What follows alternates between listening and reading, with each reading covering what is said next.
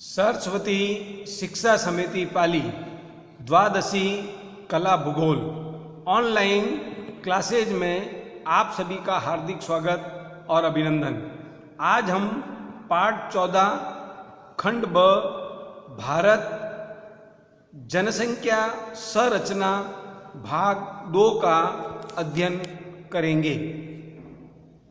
लिंगानुपात। जनसंख्या में स्त्री पुरुष की संख्या के अनुपात को लिंगानुपात कहते हैं। इसमें प्रति 1000 पुरुषों पर स्त्रियों की संख्या की गणना की जाती है। इसमें सामाजिक विकास के स्तर का अनुमान लगाया जाता है। लिंगानुपात ज्ञात करने का सूत्र कुल स्त्रियों की जनसंख्या में कुल पुरुषों की जनसंख्या का भाग देकर 1000 से गुणा करेंगे। उपरोक्त गणना से प्राप्त संख्या प्रति 1000 पुरुषों पर स्त्रियों की संख्या को प्रदर्शित करता है।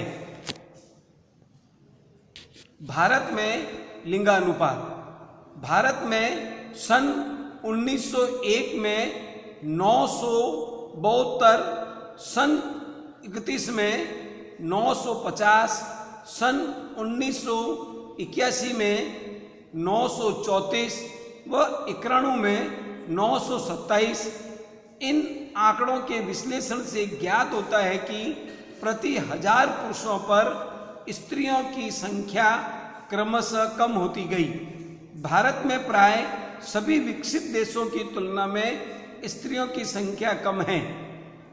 स्त्रियों की संख्या कम होने का मूल कारण बालिकाओं की अपेक्षा बालकों को प्राथमिकता देते हैं, बाल विवाह अधिक होते हैं, स्त्रियों की सामाजिक स्थिति निम्न स्तर की है और भारतीय समाज पुरुष प्रधान समाज है। इस कारण यहाँ जनसंख्या का लिंगानुपात बहुत कम पाया जाता है। भारत में लिंगानुपात विश्व के औसत 984 से बहुत कम है।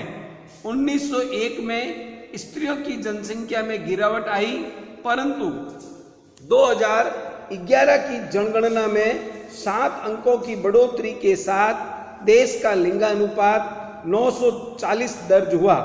लिंगानुपात कम होने के कई सामाजिक समस्याओं का कारण भी बनता है।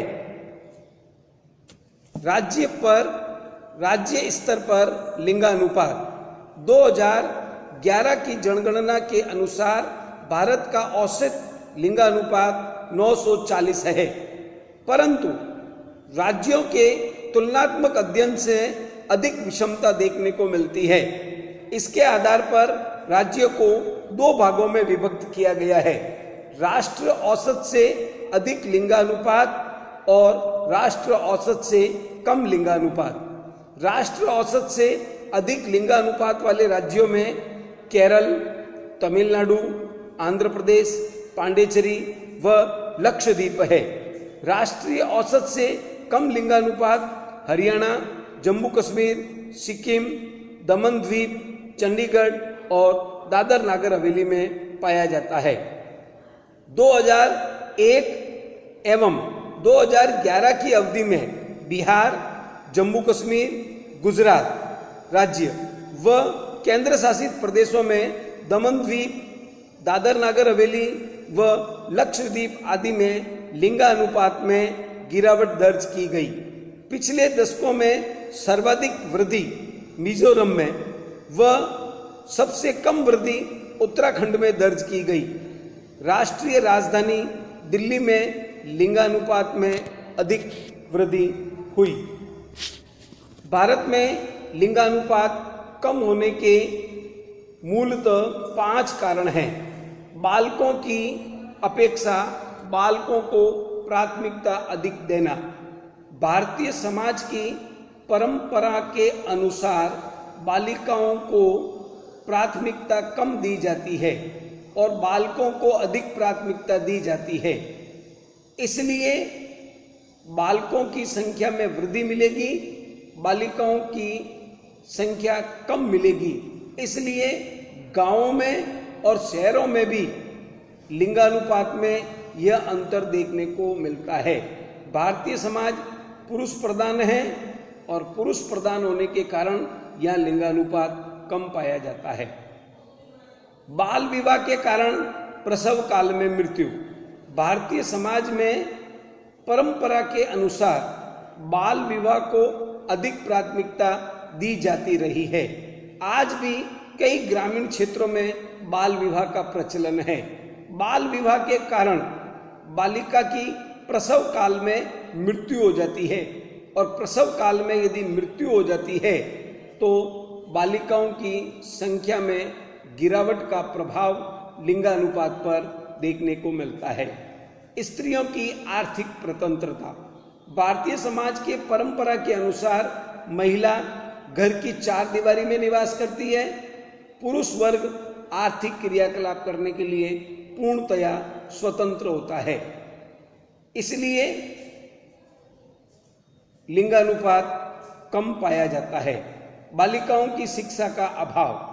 भारतीय समाज में परंपरा के रूप में बालिकाओं को कक्षा 8वीं पढ़ाने के बाद में अध्ययन कराने के लिए रोक दिया जाता है या फिर बाल विवाह के कारण उनका अध्ययन नहीं कराया जाता।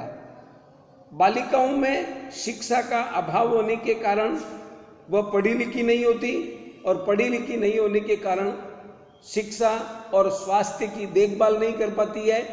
ऐसे में उनकी संख्या में लगातार गिरावट देखी जा सकती है। बढ़ता नगरीयकरण।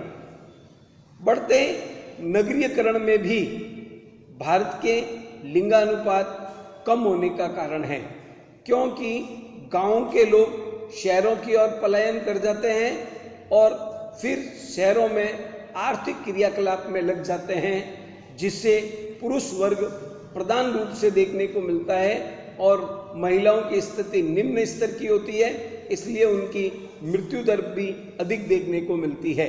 इस मृत्यु दर के कारण भारत में बालिकाओं का अर्थात महिलाओं का लिंगानुपात कम पाया जाता है। धन्यवाद।